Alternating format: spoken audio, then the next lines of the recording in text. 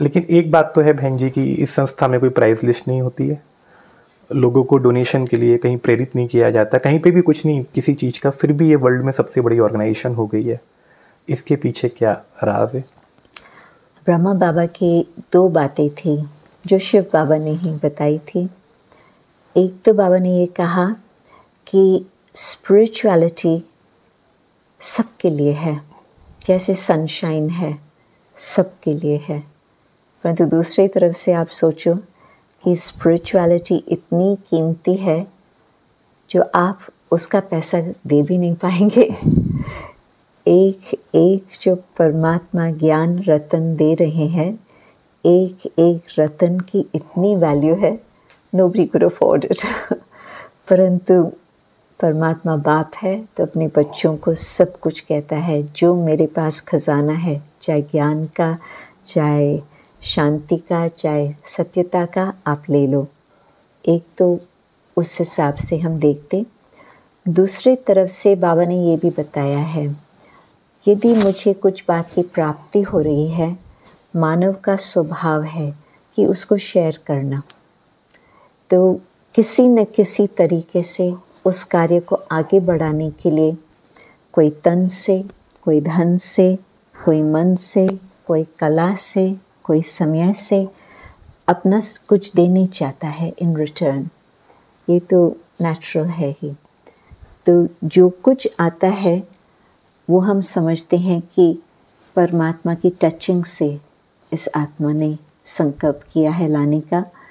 तो जो कुछ भी हम खाते हैं, आदत बनाते हैं, उसका पहले हम भोग लगाते हैं कि जिन्होंने जो कुछ दिया है परमात्मा के कार्य अर्थ दिया है।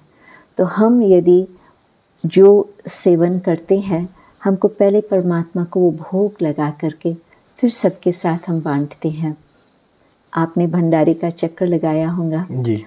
आपने वहाँ देखा होगा कि एक कमरा बना हुआ है जिसमें एक छोटा सा टेबल है और बाबा का चित्र है। तो जो कुछ बनता है पहले वो परमात्मा को ऑफर करते हैं, क्योंकि जिस भावना से लोगों ने दिया है कि परमात्मा का संदेश और अन्य आत्माओं को पहुँचे। तो ये जो सिस्टम बनी हुई है, क्योंकि बाबा जानते थे कि कोई धन से करेगा, कोई मन से करेगा, बस आपका मन यहाँ लगा हुआ है, it's enough, you don't have to do anything more. कोई तन से करेगा, कोई अपनी कलाएं देगा, हर एक को जो कुछ है अपना, जिस घड़ी हमें कुछ अनुभव होता, कुछ प्राप्ति होती, तो फिर हम कुछ रिटर्न देने चाहते हैं। उस आधार पर दादी जान की लंदन में पहुंची। 2 कमरों का छोटा सा अपार्टमेंट था।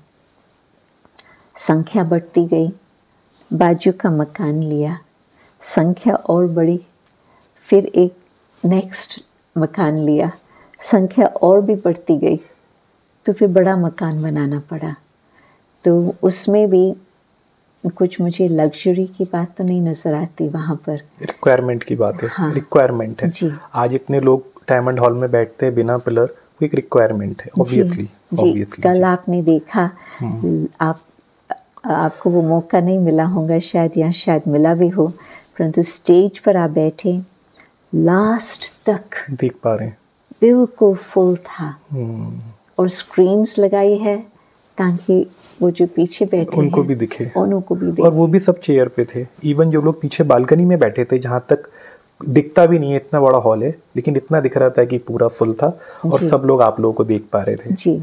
और सबको चेयर्स की ज़रूरत नहीं होती, मे बी क्वार्टर 25% वो चेयर्स बाजू में और आगे में, परंतु बाकी सब फ्लोर पर तो जो सीट बैठ सकते हैं वो वैसे ही बैठेंगे। खाना भी एक जैसा है बहन जी, मैंने देखा कहीं भी चले जाइए ब्रह्मा कुमारी में सबके लिए एक ही भोजन है। तो वो तो बात आपकी ठीक है कि वैसा कुछ नहीं है।